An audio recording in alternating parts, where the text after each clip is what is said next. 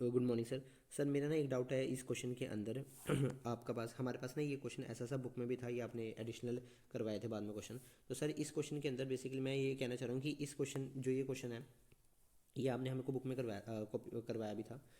तो इस क्वेश्चन के अंदर यहाँ पर जब आप ने हमको समझाया तो यहाँ पर फर्स्ट वाले केस में the inflation premium increases by 2%। यहाँ पर इसको एज अ परसेंटेज लिया गया, नॉट इन एब्सोल्यूट टर्म।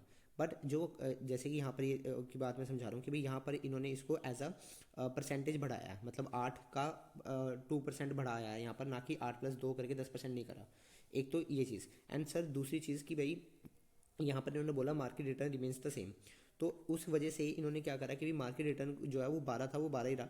और ये तो इस तरह से इन्होंने बढ़ाया। तो जो हम पढ़ कर आए थे, आपने हमें पढ़ाया था कि भाई जो R M minus R F होता है, यानी कि मार्केट रिस्क प्रीमियम होता है, वो सेम रहता है। क्योंकि आर एम भी इन्फ्लेशन के रेट से बढ़ता है, आर एफ भी इन्फ्लेशन के रेट से बढ़ता है, तो ये सेम रहता है, ये बदलता नहीं है। तो इस केस में जो है ये सेम नहीं रहा। मेरा डाउट यहाँ पर क्या है कि जब हमारे पास क्वेश्चन ये था 19 बुक का, तो इस क्वेश्चन में भी वर्डिंग बिल्कुल सेम है कि आप देखेंगे इन्फ्लेशन प्रीमियम इंक्रीजेज बाय 2%। यहाँ पर भी अगर हम देखते हैं इन्फ्लेशन प्रीमियम इंक्रीज बाय 2%। तो यहाँ जो है आपने भी हमको ये बताया था कि भाई एब्सोल्यूट टर्म में बढ़ाना है, यानी कि जैसे इसमें अगर 9 आर एफ है तो 9+2 11 ही करना है। और जो ICAI के आंसर है इस क्वेश्चन का, उसमें भी उन्होंने अल्टरनेटिव में ऑप्शन ये दिया हुआ है कि आप एब्सोल्यूट टर्म में बढ़ा सकते हो इसके अंदर। तो जैसे मैं आपको दिखाता हूँ कि भाई यहाँ पर भी उन्होंने अल्टरनेटिव में ये बोला है कि भाई आप इसको एब्सोल्यूट टर्म में बढ़ाकर 11 कर सकते हो।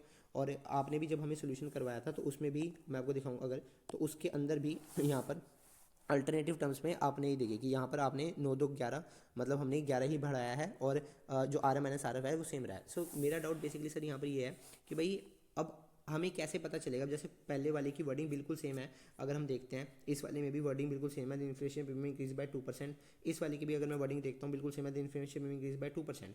अब मुझे कैसे पता चलेगा कि कब मैं ऑब्सोल्यूट टर्म में बढ़ाऊँ, कब मैं उस टर्म में बढ़ाऊँ।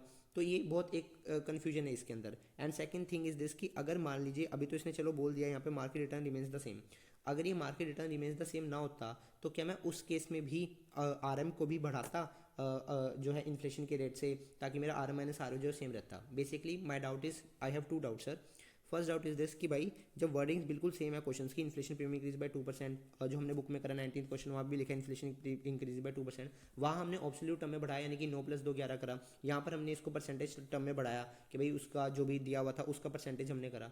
तो अब कब क्या करना है ये कैसे पता चलेगा, अगर वर्डिंग तो बिल्कुल ही सेम है। और जब ऐसे दोनों में हमको अलाउ करता ही है कि भाई उसमें भी अल्टरनेटिव उन्होंने दिया ही था, तो क्या करना है बेसिकली, अब इनमें करना क्या है। पहला डाउट तो ये है। दूसरा कि भाई जो आपने ये बताया था हमको कि भाई मार्केट रिटर्न जो मार्केट रिस्क प्रीमियम होता है वो सेम रहता है। तो यहाँ पर तो अब इस क्वेश्चन के अंदर तो वो सेम नहीं रहा, ठीक है। जबकि आप हम अपने वाले क्वेश्चंस देखें तो उसके अंदर आपने सेम रखवाया था, ये देखिए कि यहाँ पर सेम रहा जब हमने चेंज करा, क्योंकि आरएम को भी चेंज करा। तो मेरा डाउट ये कि अगर इस क्वेश्चन में तो चलो उसने लिख दिया कि भी आरएम सेम रखना है, तो मजबूरन सेम रखना पड़ेगा। अगर वो ये ना लिखता कि आरएम सेम रखना है, तो क्या मैं तब आरएम को बढ़ाता इन्फ्लेशन के रेट से, ताकि मैं अपना आरएम माइनस आरएफ को जो है वो सेम रख सकता।